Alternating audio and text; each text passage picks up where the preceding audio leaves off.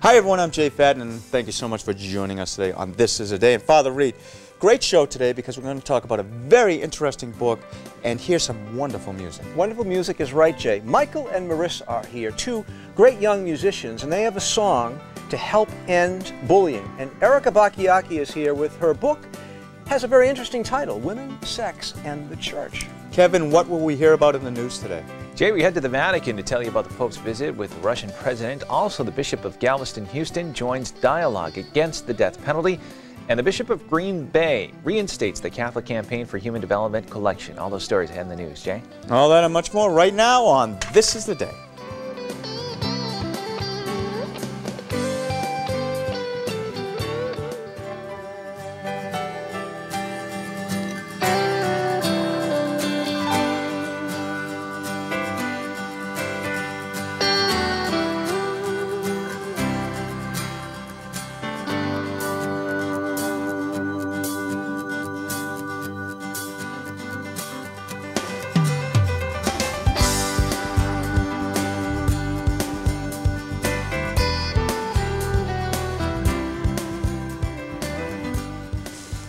Hello, hello, hello. I'm Jay Fadden. Thank you so much for being with us. I'm with my great friends, Father Reed and Kevin Nelson. And Father, I have to tell you, I am very, very excited today because, first of all, Erika's going to be with us, and I find this book very interesting. It's an intriguing title. Yeah. I don't want to give anything away because we're going to have a nice chat. And Marisa and Michael, Bonnie sent me the video. Yeah. And I called her right away and I said, we have to get them on. I remember that. And I didn't think we would. I didn't think we would. I brought you into the office. I remember. And I was stunned. Yes, so it's great stuff, and you're gonna meet them right here in the Catholic TV living room. And what great young adults, by the way. They're just good people, yeah. And their mom's here, and so on. And maybe a little special guest at the end of the program, but we'll see.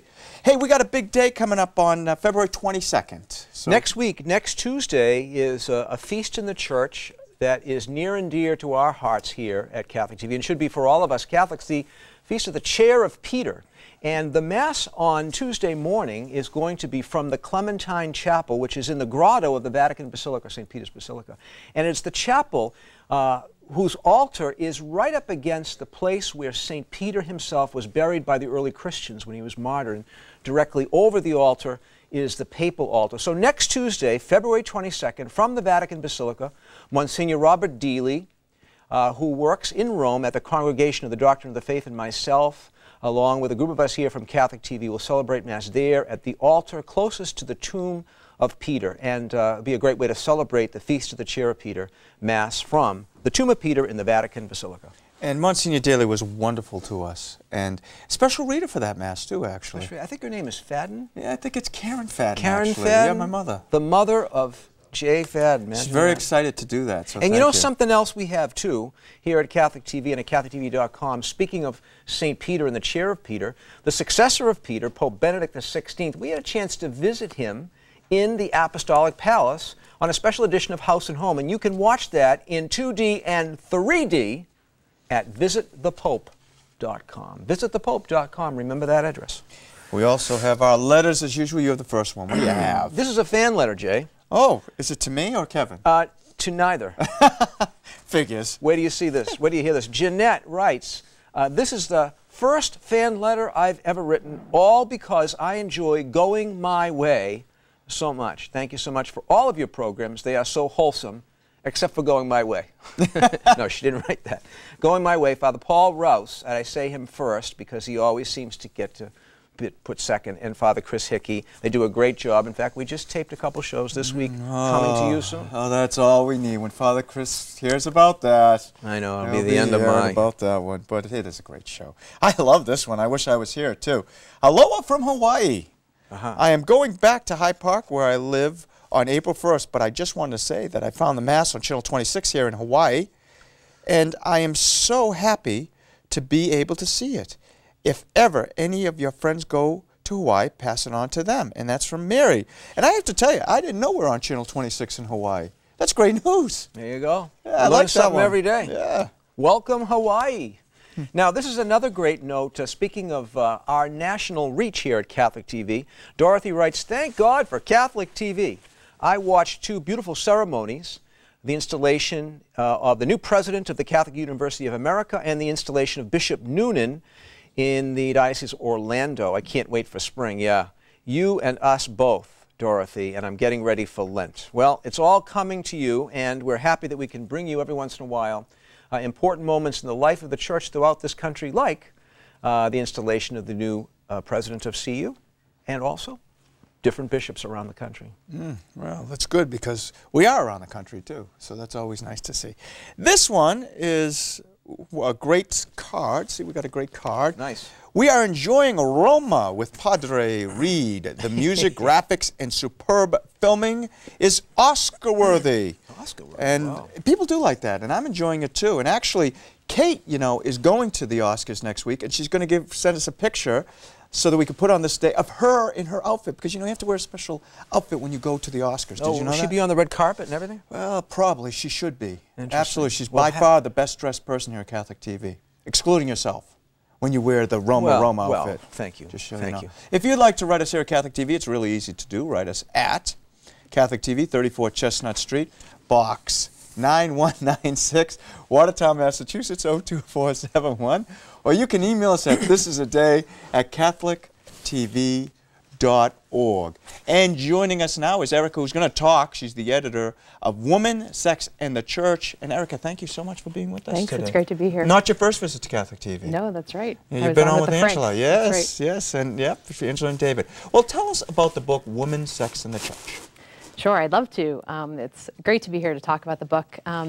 So it's widely presumed, mostly outside the church, but also from some within the pews, that Catholic teaching, sort of the difficult, controversial teachings on sex, contraception, abortion, reproductive technologies, the priesthood, all of these teachings are inherently sexist, that they're no good for women. And that no self-respecting, intelligent, sort of well-educated woman could ever really buy into this stuff, never mind live them.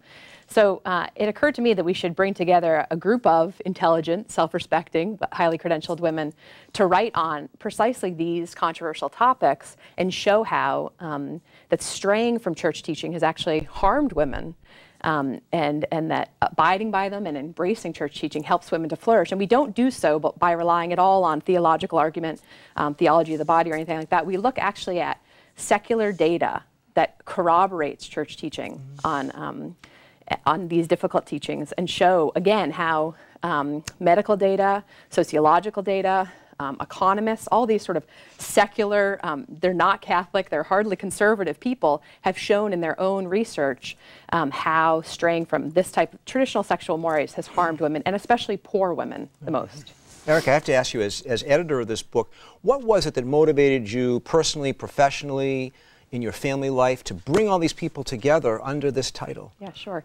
So there were two sort of inspirations. One was the conclave after John Paul II died. Really? Yeah, so I was watching a lot of TV. I generally don't watch much TV, but I was watching a lot at that point, just a lot of news, and seeing that all the women that they gathered to talk about, you know, the new pope and what the church should look like and all that, were all dissenting from these teachings.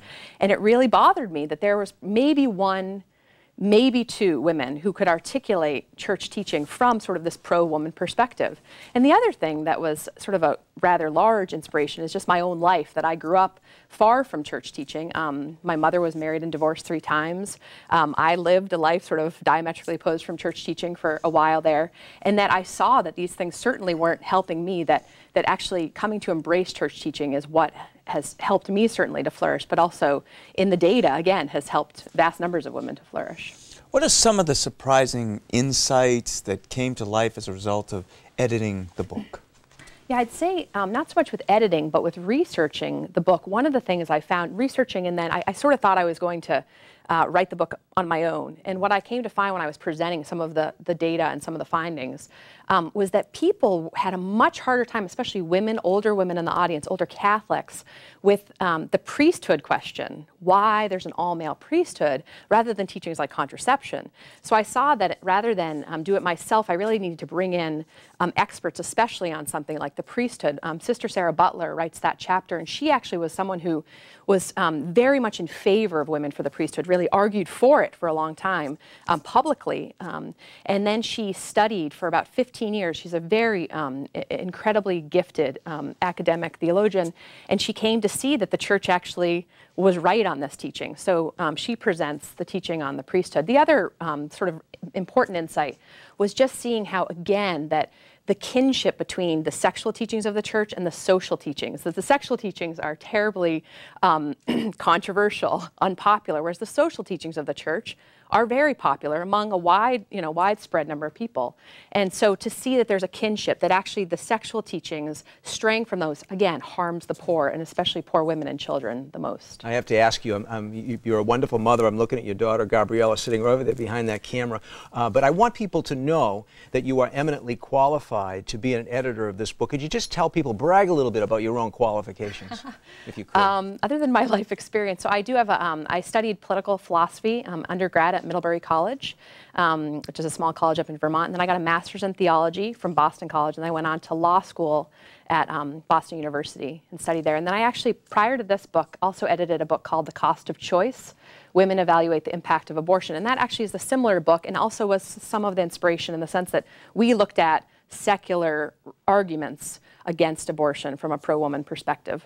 Where can people find more about this book? Where can they get it? Sure. So we have actually some exciting things going on. We have a study guide. There are many people, colleges have taken up, seminaries, our own seminary here have taken it up, and we have a study guide coming out very soon that will be available on Pauline, www.pauline.org, or you can just Google Pauline Books and Media. You can Google my name.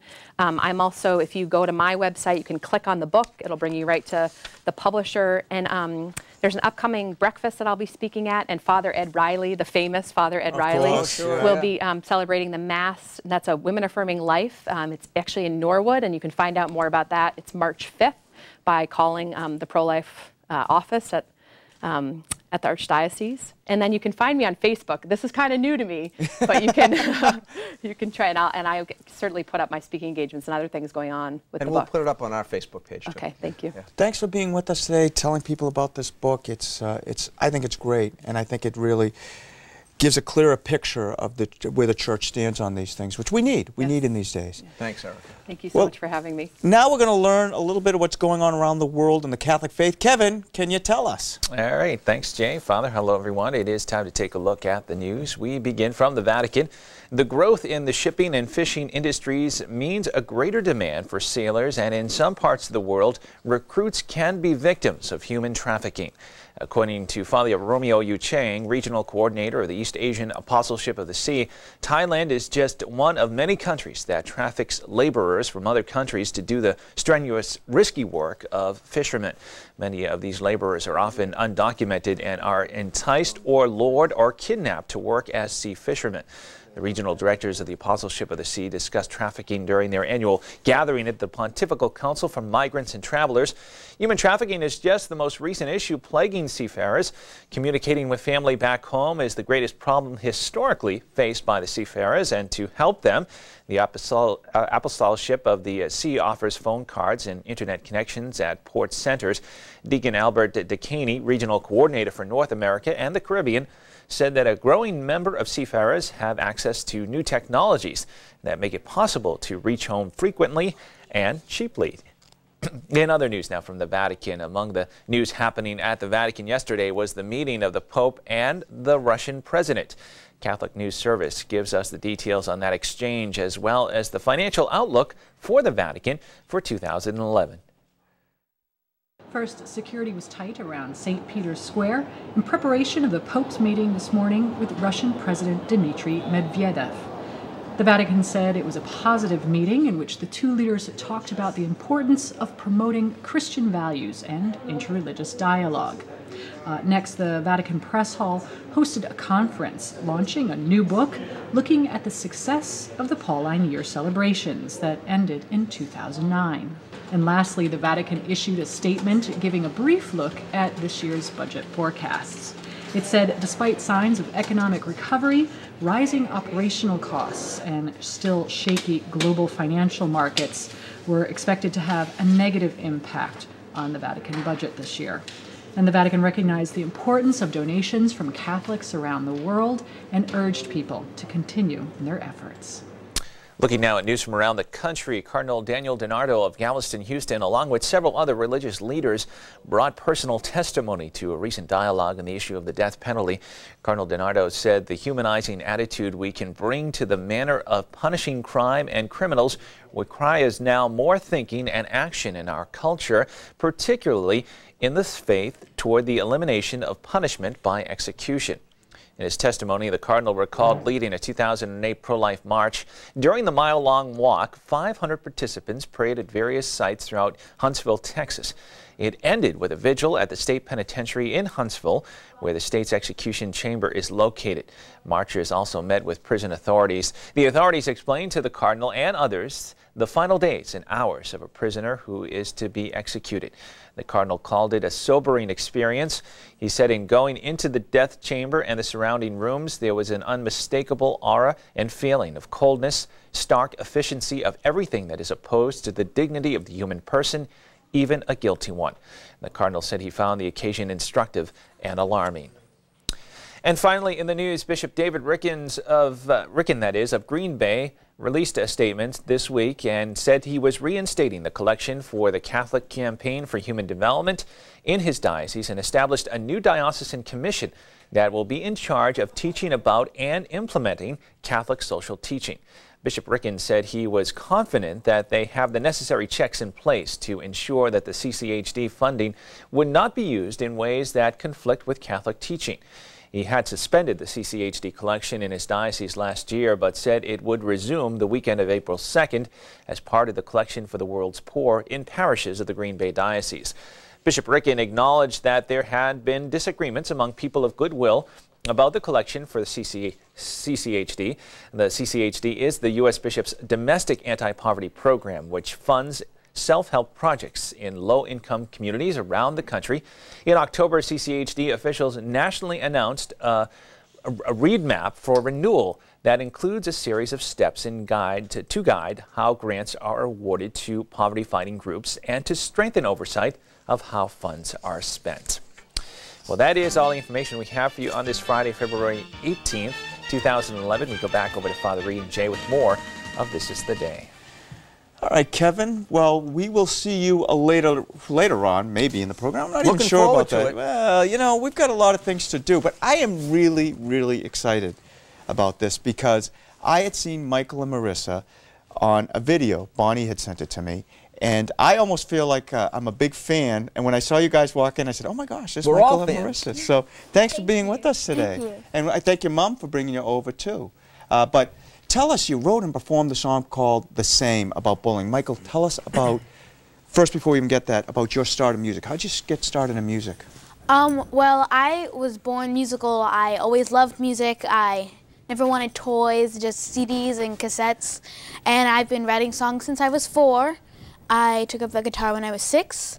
And my guitar teacher said that I was meant for it and that I was just unusual. And I started performing when I was 7, and then Marisa joined in with the drums a year later, and we've been performing 50 shows per year. Wow. For 5 years, so that's 250 shows, and the level of our shows has gone up from like regional festivals for opening for people like David Archuleta. And sure, yeah, nice. Of course. Yeah. Now, but for you, so you picked up the drums after your brother got going. So what? First of all, drums are a little unusual for a lady. But so what made you decide? Was it your brother, or you just said, "Okay, I want to play the drums"? What happened? Well, originally we both started taking an instrument at the same time, and I started on the violin. But then I didn't really go for it because I'm like, I don't know, I like to rock out and play songs. Yeah. And violin's a long process, so I wanted to, join him and perform songs with him. And I loved the drums right away. I just decided I want to take it. I don't know, I just always watched it and thought it looked like a lot of fun to play. And I just loved it. I started, and after my first lesson, I knew that was the right thing. This is great. Now let's get to the heart of the matter. I got to ask you this question. I'm dying to know. Why the color purple? Because you both have purple on you, Michael. Well, the color purple is the national anti-bullying color. So there was one day, I forget the date, but everyone made their Twitter background on Twitter purple. Okay. And ever since it's just been purple, the anti-bullying color. And so, yeah. See, if I knew that, I have a purple shirt. I would have worn the purple shirt. But, well, maybe next time. What prompted you guys to write the song The Same? Was it because of bullying being so prevalent? What happened? Well, we're from Massachusetts, and also Phoebe Prince, that was like the first wake-up call. She committed suicide because she was being severely bullied, and she was from Massachusetts as well. And with our music, we want to make a difference. Like, we don't just want to sing about nothing and have a hit song on the radio. We want to get a message and inspire people, so we thought that was a perfect thing. It was becoming a real dilemma and hot topic, and we thought it'd be the perfect opportunity to stand up to something that's, you know, not going the way that everyone hopes it is, and save lives.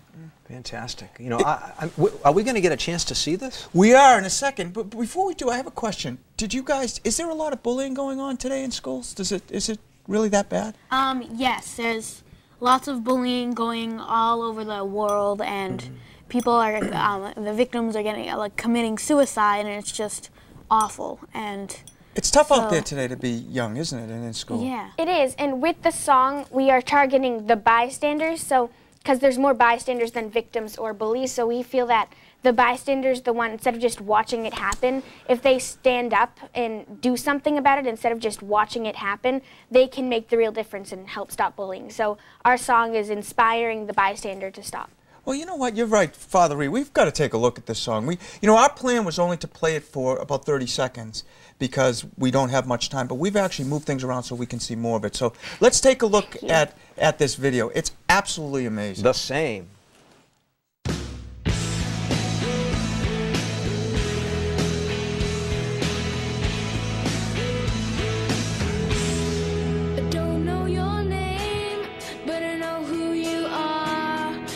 Sit by yourself in the cafeteria, and everybody cool, they shoo you away.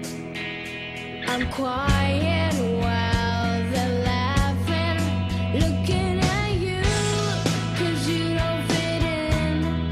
Your outfit's so wrong, but somehow I begin to wonder why I try to fit in with them. Curious about you, why should I care what they say? All of my friends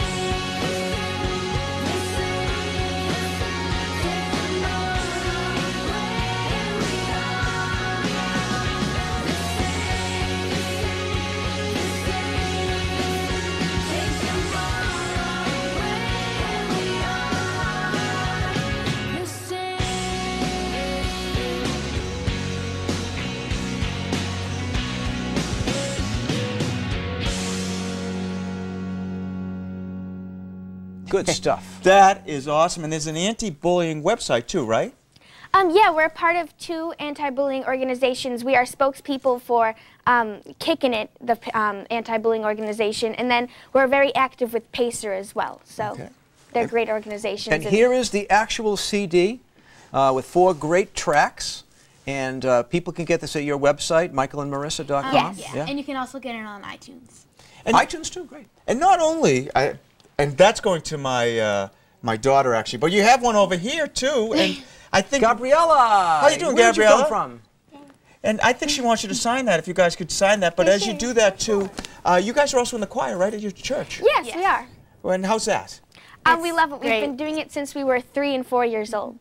So 10 years now. And your music director at St. Richard's in Danvers is? Brenda Myers. Brenda Myers. We want to thank Brenda because she's the one who really helped us to discover you and so many other people now to discover you through This Is the Day.